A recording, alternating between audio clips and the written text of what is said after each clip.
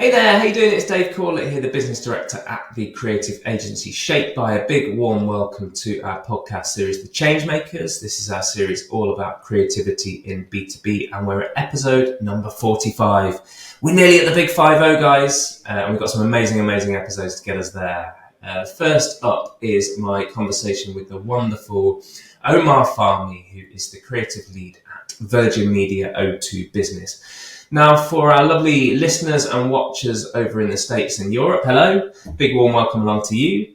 You guys may not be as familiar as we are in the UK with two brands, Virgin Media and O2, who joined forces for this venture, Virgin Media O2 Business. So Virgin Media, if you're not aware of those guys, you get your TV and internet and all that good stuff from those guys over here. And O2 are all about mobile phone networks. So they're one of the biggest networks here in the UK. They've joined forces. Their owners, Liberty Global and Telefonica respectively, have entered into a 50-50 joint venture, Virgin Media O2 Business, to serve business customers with amazing mobile and fixed connectivity. So Omar has the very unenviable task of not only bringing together two very distinct consumer brands, but also very quite different consumer brands in a way. Certainly we think of them over here anyway. They've done a great job to build those brands amongst the consumer kind of mindset over here, but they are quite different. So first of all, they've come together. How do you fuse those two brands together in a way that's meaningful? In a way that's meaningful for business customers as well, obviously, because it's a slightly different mindset. But obviously, the people that they speak to will no doubt be very familiar and aware of Virgin Media and O2. And also, how do you do that, which is the real crux of this conversation, actually, how do you do that within such a huge corporate machine? I mean, these companies employ tens of thousands of people. And there's a lot of stakeholders as far as that's concerned. A lot of people that you have to keep on side as well with the whole kind of brand side of things from Virgin Media and O2. People to report to and people to kind of raise your profile as the creative team internally within Virgin Media O2 Business itself. So there's a lot of that going on. I mean, there's a lot of everything going on, really. I mean, this is what the crux of the conversation is all about, really. How do you build a team that does its best work and stays really, really creative in a business of that size, scale and complexity? So great conversation. I really enjoyed chatting with him. As you'll hear and see, he's an amazing guy, full of great stories, full of great insights. I'm sure there's a lot for you guys to take away from this conversation. So without further ado, let me introduce Omar Fahmi, the creative lead at Virgin Media O2 Business, for episode number 45 of the Changemakers podcast. Here we go. Enjoy.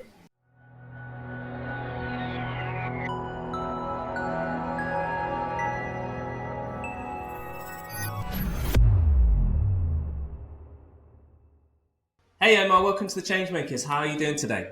Hi, very well, thank you. Thanks for having me. Absolute pleasure. It's really refreshing actually to have a guest in this time zone, actually, because we've done 40 plus episodes of this podcast, and a lot of them have been with guests over, particularly in the States, which is amazing. Love our American friends, but it's actually really nice to be able to schedule this in at a time that kind of works for us both a little bit better. So I'm really pleased, not just for that to have you on, obviously it does help, but I'm really pleased because we've spoken a little bit about this topic and this subject and your background and your experience. Yeah. And I think people are going to be super interested in the topic and what we're talking about today. So perfect. Really keen to dive into all of that with you. But I thought a good place to start, just because, as I mentioned, we do have a bit of an American audience here, and they may not possibly know as much as we do about Virgin Media, about O2, and about the combination of those two brands for the business unit that you work with. So I was just wondering if we could start just by explaining a little bit about Virgin Media O2 Business and what the organisation does. So essentially, I mean, people know Virgin Media as a telecoms company in the UK. They generally provide a lot of fixed line solutions, broadband for consumers, so general Wi-Fi and internet, and for business sector, really network solutions. So it could be stuff for public sector, for small businesses, large businesses. Essentially, if anything that's going to allow your staff to work better remotely, it's that fixed networking solution that they offer, as well as sort of physical products and services. And O2, I think rightly in the same vein, support businesses whether again, but more from a mobility perspective. So what I mean by that is mobile solutions, having your staff to connect via Teams to office servers, and really creating that kind of unified experience. So, like, how better that both of the companies have come together, right, in this partnership. And so imagine going up to a business now and saying, well, look, we do amazing and tried and tested mobile, and we do fantastic network solutions. So now together, this partnership is super interesting, because we're now reaching out to businesses, and we have this focus on doing this full circle. And although the businesses kind of did them in their own kind of respect, it's now kind of a really sort of well tried and tested solution and service. So yeah, it's really good. Yeah, absolutely. And I mean, as UK consumers, I mean, I've been a Virgin Media customer, I've been an O2 customer. I'm sure a lot of the businesses and a lot of the people within those businesses that you speak to and that you approach and that you guys work with have that knowledge and that kind of affinity with the brands. Yeah. I mean, is that across the business side of things? Is that something that really helps drive, acquisition and drive conversations? The fact that people know these two brands and they're so strong already from the consumer point of view. Completely. I think even tapping into the brand strength from both brands, people might have had better experiences with either or, and now kind of they're together. It's a no-brainer. But I mean, you're supporting huge infrastructure, things in policing where body cam can connect to the cars and then they connect to call centers. And so you do definitely get that sense of security, knowing that you have a brand that is really good at supporting your staff on the streets as well as kind of in these call centers. So I think it is this unification, this kind of really clean cycle is definitely something that's sellable to businesses. Yeah, and you mentioned policing there. So what kind of clients, what kind of companies does Virgin Media O2 Business typically work with? Is it public sector, private sector, small, large, bit of everything? Is there kind of a certain area of specialism? So there's a large push within public sector, a lot of small businesses and large businesses. I mean, the client list is massive, but yeah, we've recently focused on looking at kind of healthcare and policing. I think, not to drop any stats on you, be fact checked, but we have a lot of customers already in terms of the policing world, but I think people are, when we go to kind of justice events, people can really see the value in kind of what they're offering, and then go, oh, what? You have all of this and it's all from one provider. And I think now, because we have O2, you are turning up kind of with your best foot forward, and everyone, you have that real trust. So yeah, it is small businesses, it is public sector, healthcare, hospitals, care homes, and really kind of keeping, I think, everywhere, kind of like a full blanket across the UK in terms of those services. Yeah. Nice. Yeah, I mean, that kind of that two-pronged approach, two amazing brands, two brands that people know so well, coming together must really kind of drive interest and drive conversations. And then moving into, so in terms of your team at the business, what is what's the makeup in terms of headcount, skill set, and what kind of projects do you typically work on? So 5 years ago when I started, there was a copywriter and we kind of ran everything. I'm ex-Virgin side before the partnership. So it was a small team, and we were kind of touching on everything. And we were supporting agencies, and it's completely flipped. I was brought in to generate ideas and come up with concepts that would support campaigns internally. So imagine being inside, the strategy, the plan, where the business is going, and all your decisions, and when you're generating these ideas, really support that. And same with the copywriter. And in that time, we've grown a team within the creative team, I guess is 8 strong. So that's copywriters, videographers, senior designers, art workers, and animators and things like that. So having that capability in-house has just allowed us to be more reactive, allowed us to, from a cost-saving perspective, is a massive point here. But what's great is that I'm ex-agency designer, and I've only hired with that kind of that lens and that mindset. So everyone I've met, I'm marking them kind of against what I know, which is the fast pace, high turnover, really creative, an ability to react and not churn. It's not like a sweatshop here, but but it's create good work and a high standard of work. I think people have a perception of in-house brands being kind of slow, and they clock off and okay, we've got to do this now. And I think the payoff definitely is a respect of time in this company. But yeah, when we're on it and we're creating work, we're creating agency level work, which people in the business can see.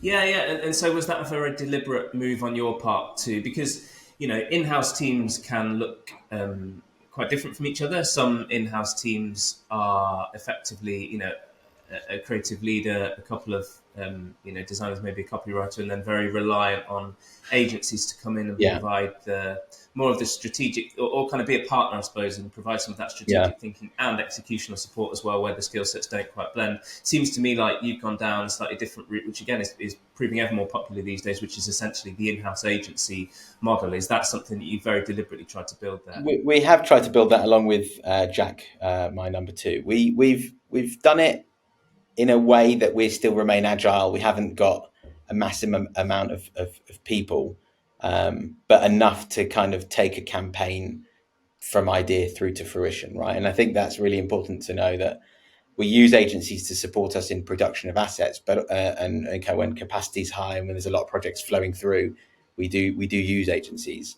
I think agencies, the days of them sort of presenting ideas to us is gone. I mean, we would go through 20 rounds of iterations and we would say, why are we not doing this work ourselves? And I know the teams and I know their capabilities, and we have a way more streamlined team in house where we can deliver something like that in 2 weeks rather than 2 months. So I think, yeah, like it's noticeable within the business, but don't get me wrong, the agencies do supply some things and provide some stuff that we just don't do, from large scale detailed reports where they're going out and collecting research and creating data, a lot of PR services and things like that. I mean, we have an in-house team for that, but they kind of touch base with these kind of bigger agencies. But yeah, I mean, again, the agencies we work with all come in and we meet them regularly, and there's constant sort of brand workshops. The brand, like we mentioned, is ever changing, especially with the merger.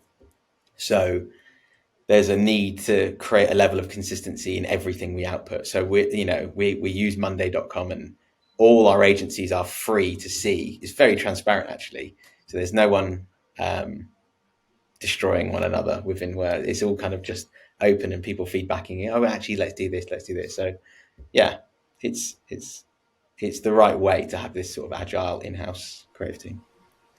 Yeah, yeah, and I'm just trying to be really clear here. So, is it the right way because this is something that you believe is the way that you and your team like to work best, or is it because of the size and scale of the Virgin Media O2 business? Because let's not forget, this is a huge organisation. It works better within that structure, or is it a bit of both? Yeah, definitely a bit of both. I think having a team internally of the size and not allowing it to kind of grow too big allows everyone to feel valued, right? I think there's a thing where, I don't get to do this creative, I'm not coming up with ideas. So we involve kind of everyone within the process. The team is small enough, but big enough, like I said, to execute a project in-house, but also everybody get stuck in and do the work they love. I think having this little team as well does create this family sense as well. So where, you walk into an office on a Wednesday and there's rows of desks, it's all kind of hot desking layout in some of the offices. We've got quite a few, but you walk in and you do feel like this little group of people here are actually against the world, in their own little bubble. So Yeah. no, it's great. Like I said, it retains that family feel. Yeah. Because again, we at Shapeby work a lot with in-house creative teams, and it's really, really interesting looking at the dynamic between different in-house teams, because some of them, we meet the team and we're thinking, I get the sense, especially with some of the other, maybe not necessarily the creative leaders that we work with, but some of the teams, some of the individuals, we sometimes get the sense that I get the sense that you would love to be doing the work that we're doing, the big ideas that we come up with. I get this kind of just innate sense that I feel like you that's something that you would really want to do. And then at other businesses, that's very much what the in-house team and like you guys, that's what the team does. That's they come in to do the work that they really, really love, and agencies can augment and supplement that and support. But ultimately, it's your ideas. I mean, I think I feel I know where a lot of people would rather kind of do their work, but ultimately, I suppose it's horses for courses, isn't it? It's needs must at the end of the day, and also. A lot depends, and I think we'll definitely come on to this, on the nature of the actual business itself, and their willingness maybe to support the creative team in what they do and hire or support the creative leader in hiring and building the right team to do that kind of work. So yeah, I think it's just interesting from the outside looking in, but from your point of view, I mean, actually, just staying with that subject for a bit, that again, getting into these conversations with in-house creative leaders sometimes feels like, and especially the ones in your kind of mold, I suppose, that are responsible for bringing these big ideas to the table. Something that we find they kind of push back on a little bit is kind of like, we're in the business, we're so deep inside it, which is amazing. And we get the chance to kind of really understand and see the effects that it has internally and externally. But what we lose is a bit of that outside perspective that maybe some agencies can bring to the table. And this is sometimes when we do get brought in, it's like we need a bit of a kind of a different lens on this. How do you keep your team kind of inspired, engaged, motivated, especially in a business of that size? So it's super interesting you pull that up. I think we maybe businesses have different opinions of things. I think we were running this internal model or starting to grow a team when we were Virgin, and when O2 came to the table, it was like an outsourced model. So they were quite they were really excited. They were like, oh my god, we can do this in house. And we had there was that kind of excitement, but at the same time they said, well, what about our agencies? What happens to the ideas? So you guys create everything? And there was a nervousness attached to that excitement, and I think that was an opportunity for us to go, okay, well, right, we have to prove ourselves again. And I think as creatives, when leadership changes, you're constantly having to, again, show who you are, prove that you've got great work. And I think I had a meeting early on within the merger, and someone quite high up, I'm not going to say any names, brought two boards to the table, and they showed a Virgin board of just a splash of all the artwork kind of that we've been working over the last 2-3 years. And they brought one for O2, and they looked at it and they asked me, out of these two here, what do you feel is the sort of the major difference? And I say, well, Virgin is consistent and coherent, and there's a specific style, and when you look at that brand, you look at it and you completely recognize what that brand is and know straight away. O2 was being handled by multiple agencies across multiple regions who have different takes on brand guidelines. Brand guidelines are never specific enough that you're going to produce the same work. And I think they looked at that and said, well, we want this for this. And I said, okay, so they want that consistency, they want that voice. And by having a creative leader who's able to give that feedback and steer a piece of work across 100 touch points, from video, banners, ebooks, events, whatever it is, it's to look at that and go, that's O2. And so that one ask and that phone call made me think, okay, well, that's my mission. Because now that we're joint, there's going to be a third brand in play. There's Virgin Media Business, there's O2 Business, and there's Virgin Media O2 Business. So now it's, how do we create three identities, but also retain the existing strength within the O2 and Virgin brands? Because they come with a lot of heritage and history, and to just go, okay, now we're just all going to focus on this, where they've got a lot of brand equity already built. You know what I mean? I think it'd be a shame to kind of lose. So yeah, although they're kind of toing and froing with this final brand state and it's not clear at that moment, we do know that I am this guardian of these three big brands. We need to make sure that they all kind of are shown in a really good light. So as a result, then we've tasked our team with being able to kind of work really hard to get to know the brands, but also create this one tone of voice. And we constantly have kind of these morning calls. We call them Kermit calls, because I think there's a saying of, is it eat the frog? Which is to do the hardest project first. So we have these calls in the morning, and it's we jump on, it's 15 minutes. They're meant to be kind of really quick, agile meetings, see what else in everyone's scope to the day, see if there's any overlap so we can create consistency within these brands. So one person's working on a video, one person's doing LinkedIn banners or whatever, and they go, actually, there's a still that matches that video clip that you've got from Getty.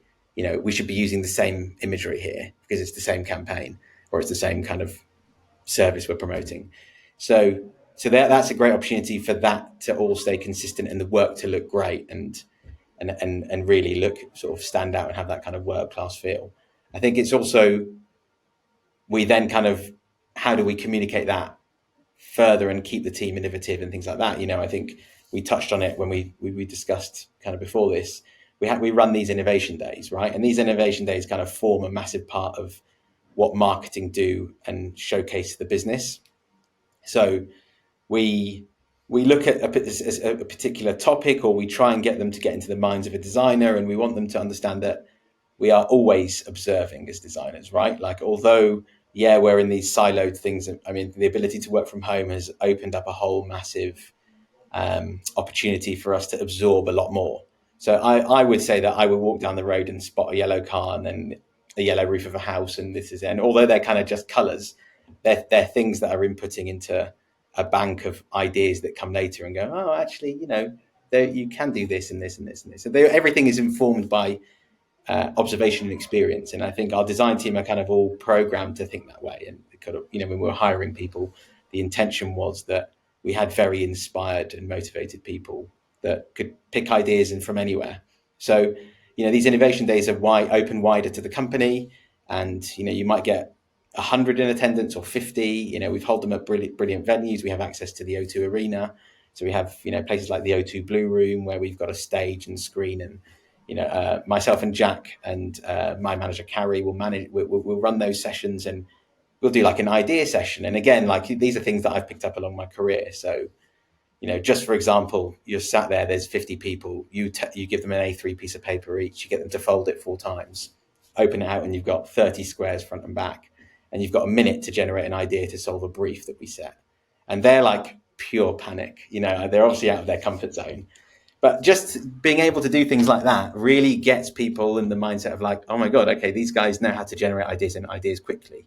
So you're filling a box, the timer goes, and I shout next on the mic, and they're like, and then they go next. And then you take your best idea after half an hour of doing that.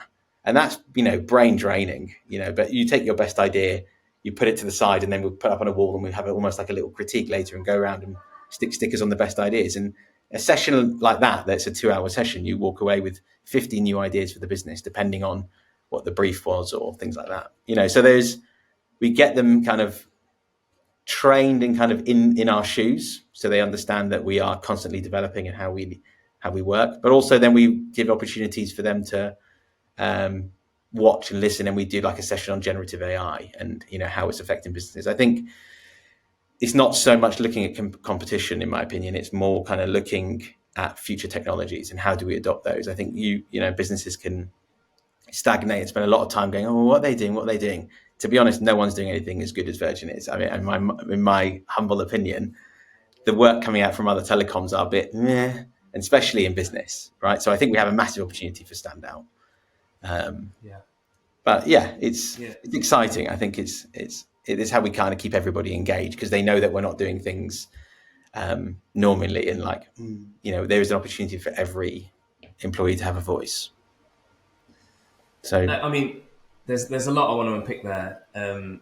Not least, the opportunity. I mean, for our listeners outside the UK, don't know the O2 Arena. It's a huge venue in London that hosts international major gigs, conferences, everything in between. Incredible venue, and obviously that's with O2 being part of the Virgin Media O2 business brand. You guys get access to that, which sounds phenomenal. And there's obviously other kind of spaces within the arena as well that you can, like you said, the Blue Room, which sounds fantastic. But I just want to focus on this innovation day concept, because I think it's super interesting. I think a lot of the people that listen to this podcast, and a lot of people that we engage generally, are people who struggle to what's the right word?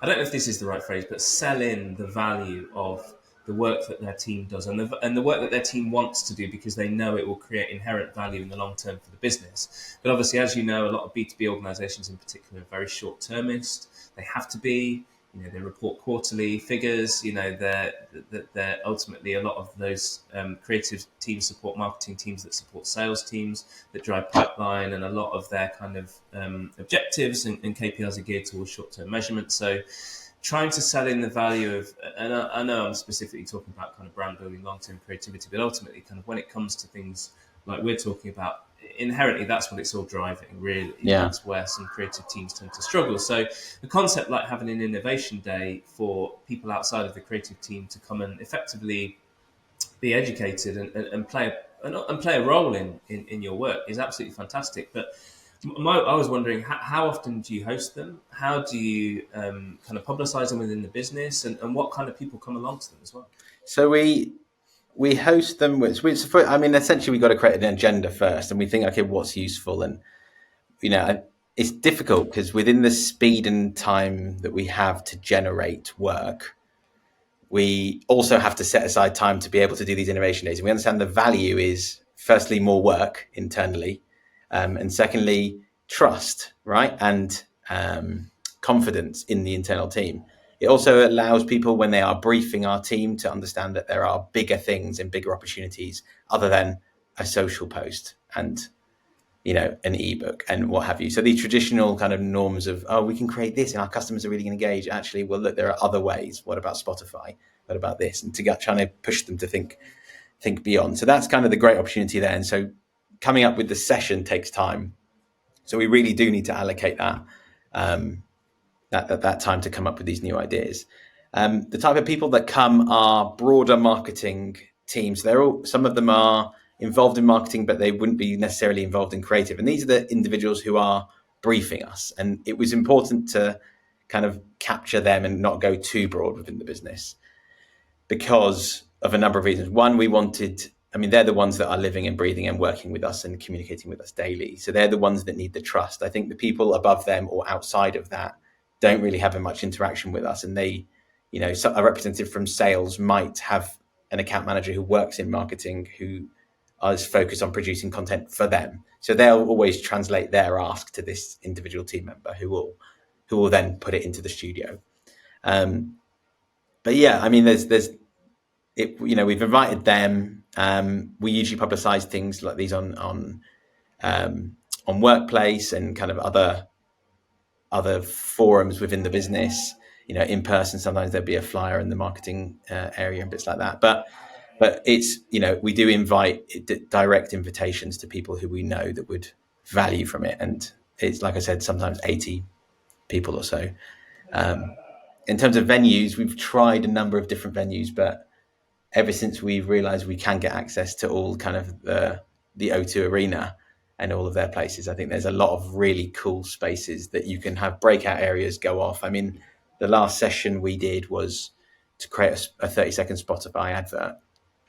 And it was, they had to tail end with the brand and a line, and they had to, they all got different kind of responses. So one team had emotion, the other team had a really particular specific business tool that they were selling. And so they all kind of got these sheets and went off and they had to perform them on stage. And it was a bit, what's the word? All a bit homemade, but that was the idea. I mean, we had a mic, someone had to play, they'd find a backing track or a sound or audio on their phone, and then some people would speak it. And there was a number of microphones, and as a group of set into fives, it was watching these performances, and we filmed them. We've got that amazing content. And again, for them, everyone left their innovation day being like, wow, I didn't think I would be filming a Spotify advert. And then presenting that on stage saying, this is what you're going to do today.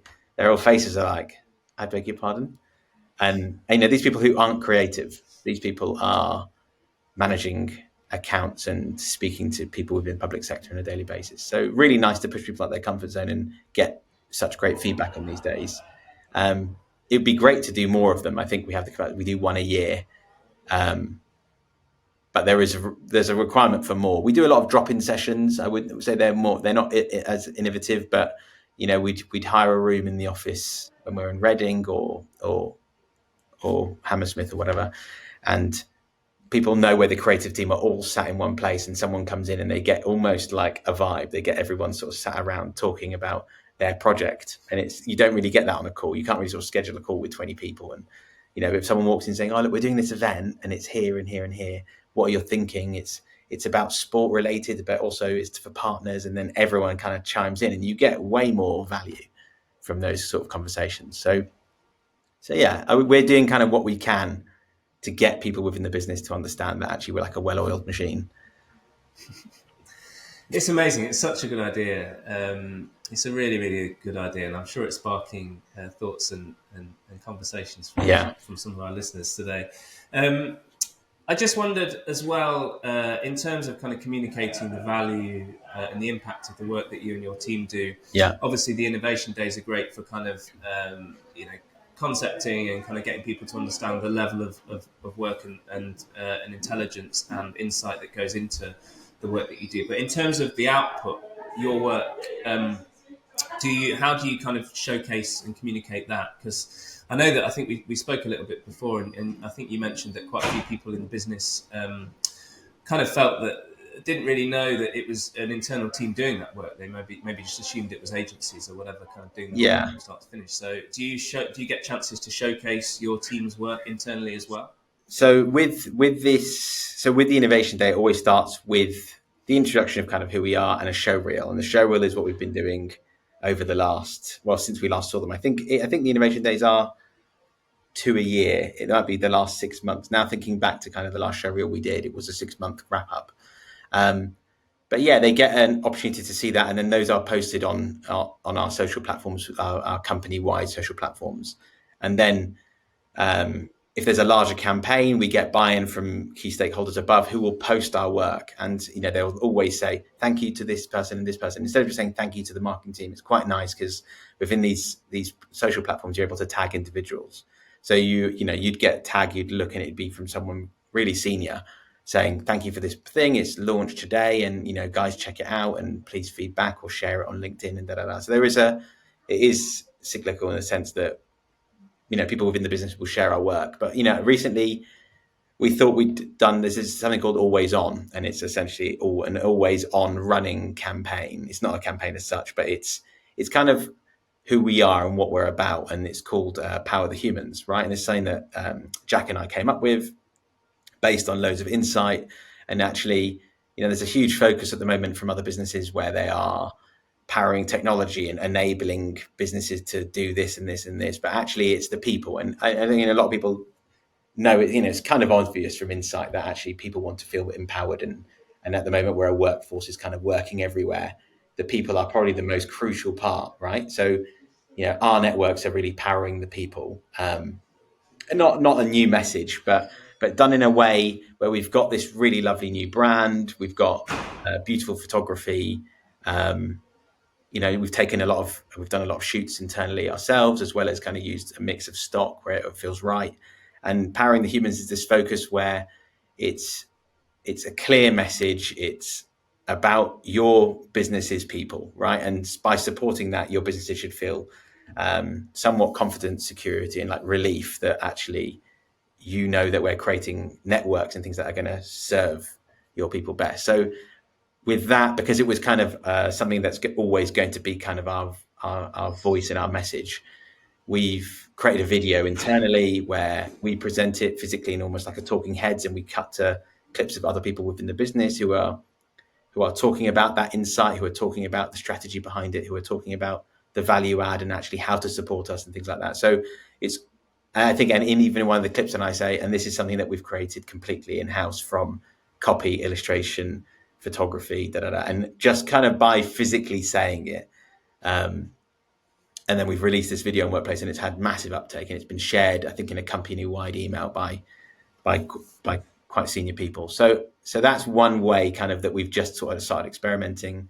A couple of years ago, we ran a marketing newsletter, and that did really well. I think it was just the time dedicated to generate that. There's only so much time you can push internally, but then the benefits do come back. And I think it is finding that balance, right? Where you can show off internally and say, support us, and this is what we're doing, and this is the marketing team to build that credibility, but also how much time do you dedicate to that? And actually we've got work to do. So yeah. Yeah. Nice. And a kind of obvious question really, but I think it'd be important again for people to understand this. Yeah. What does so your team, by the sound of it, creates amazing work and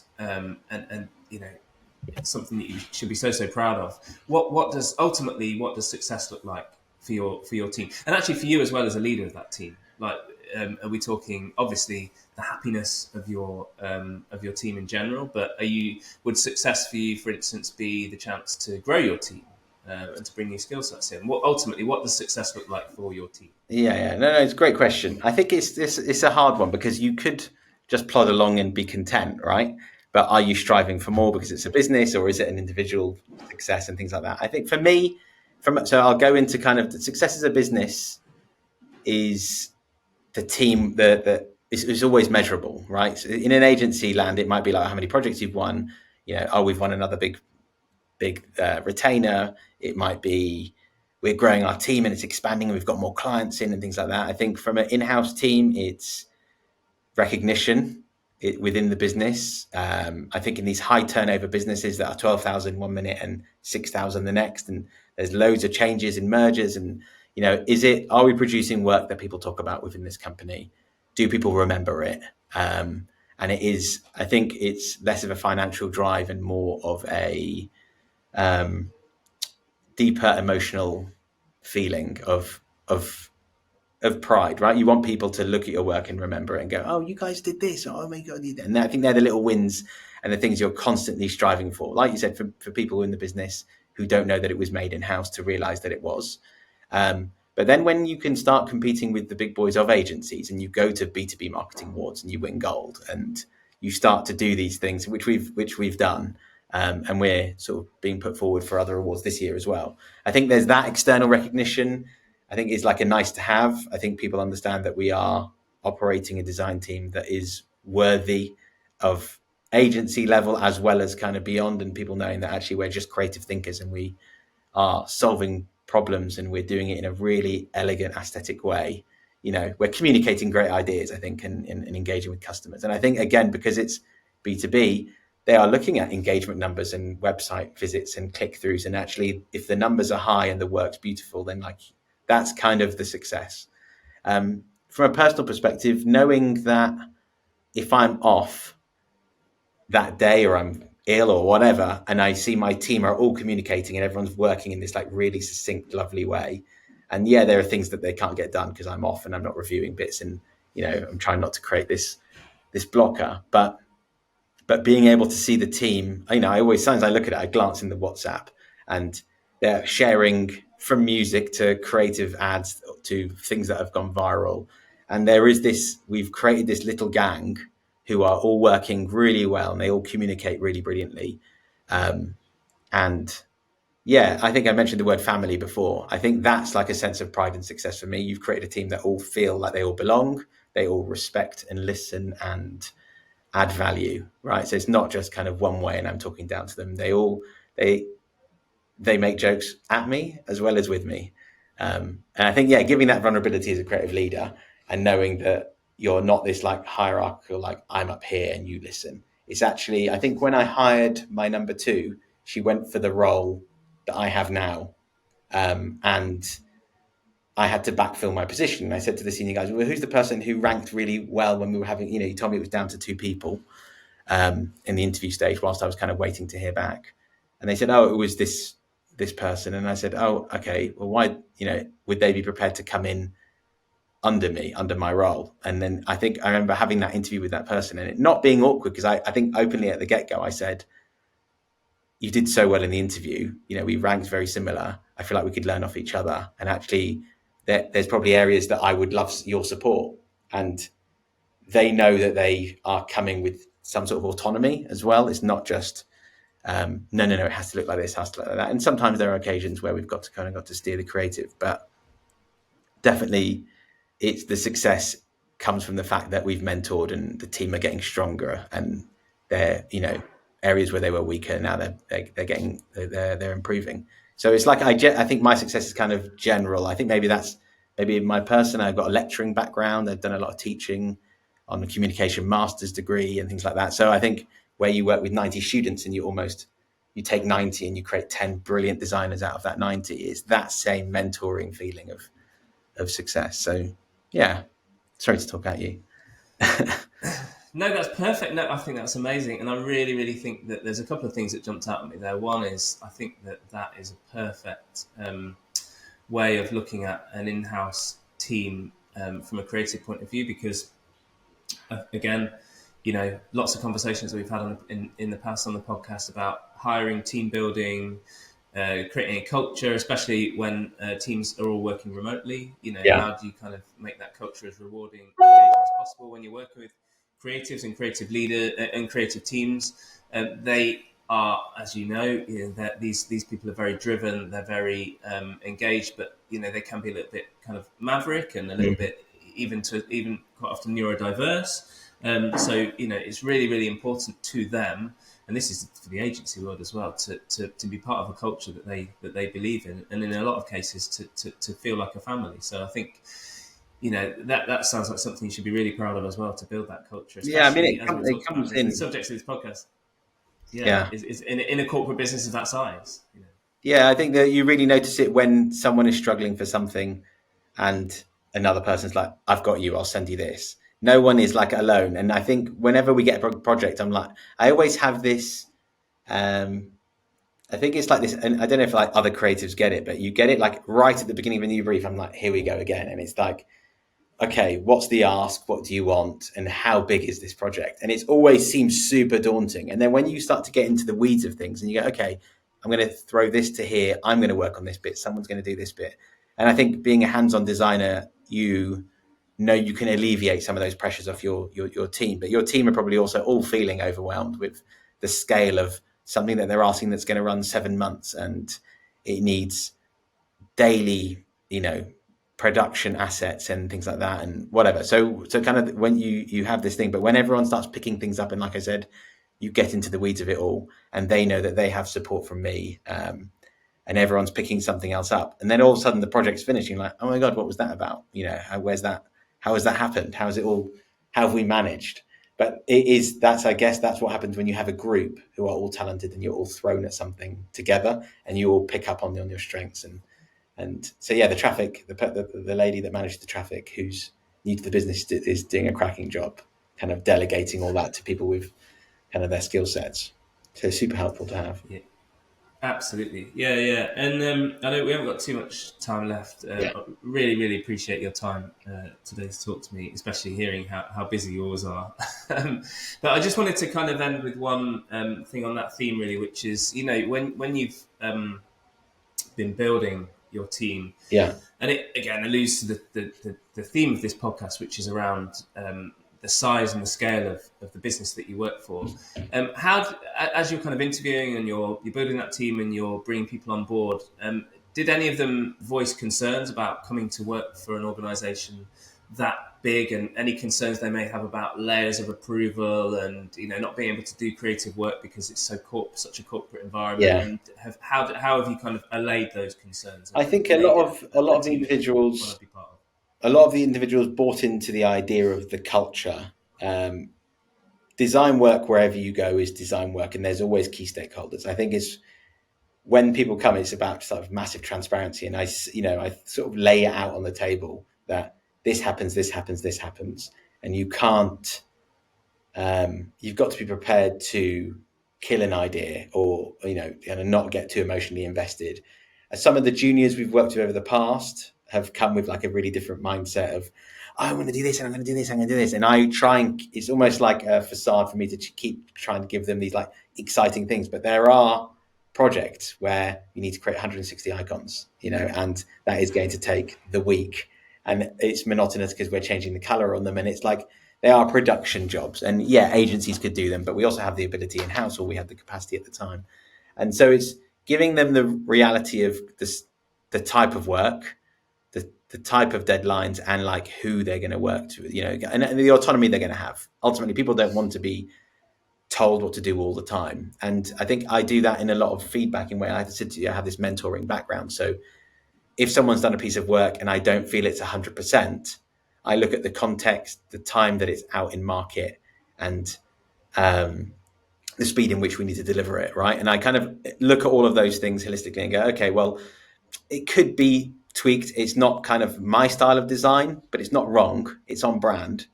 Do we push it? And actually what I build there is confidence in a designer. And I go, yeah, okay, cool. So my feedback then is way more limited. And actually, if there's only something that's really kind of out there, I'm like, okay, can you tone this down, or can we make this change? And I think by giving them that ability to make their own decisions does create for a better culture and environment and feeling inside, right? So for them to kind of want to come to this quite corporate company, but they know that we keep it, I think we're the rowdiest bunch in the office. We do trying to get some music on, and we trying to hire a room or book out a room for the day when we are all together. And that makes such a massive difference, again, to they know what they're coming to work for. So yeah, interview stage, I make that clear. I kind of share these niceties with them, and that actually we are somewhat detached, although we are an agency servicing our business. We have the benefit of being able to, come back on deadlines, and because in an agency land, the deadline's the deadline. Whereas here, you kind of go, okay, well, look, we could give you something even better or another idea, and we still present 3 concepts back to them. So we do kind of still operate like an agency, but yeah, being able to push back on things and go, oh, actually, this is what we really feel like we could be doing. I think you get people listening to you in the business because you're an internal team rather than an agency where you just normally go, no, that's not what I want. So I think, yeah, hiring them and getting them on board, knowing that we kind of have that flexibility, right, mixed with kind of creating work at agency level and stuff that they're going to be able to showcase in their own portfolios in the future and things like that. So there's a lot of opportunity for development, I think. So they come in kind of ready to experience it. And I hope they come in also seeing that B2B can be quite an exciting space as well. Yeah, because that's one thing that is lost. I mean, also people think that consumer are doing all the best work, but I think when we have these calls internally, and I won't get into it now, but we have to, we get work signed off by other parties that own the brand and, other agencies. And sometimes we talk with the consumer team and we showcase stuff. And, they always say, we're always excited that, the work that you guys are going to show us from B2B, because you guys have the biggest challenge. And it's the more restrictive the brief, I always feel like the better the outcome. Yeah, absolutely. Restrictions breed creativity, actually. Completely.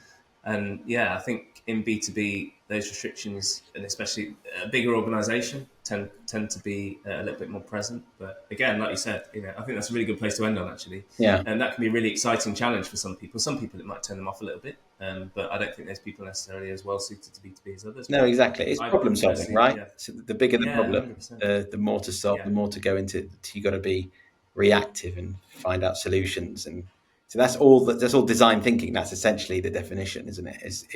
Is being able to look at a problem and go, okay, how do we get out of here, or how do we utilize this to our advantage and create something that has cut through. Cool. Definitely. Well, listen, Omar, thank you so much for being on the Changemakers. You've been a wonderful guest. Thank you so much. I really, really hope that you and your team keep smashing it at Virgin Media O2 Thank you for having me.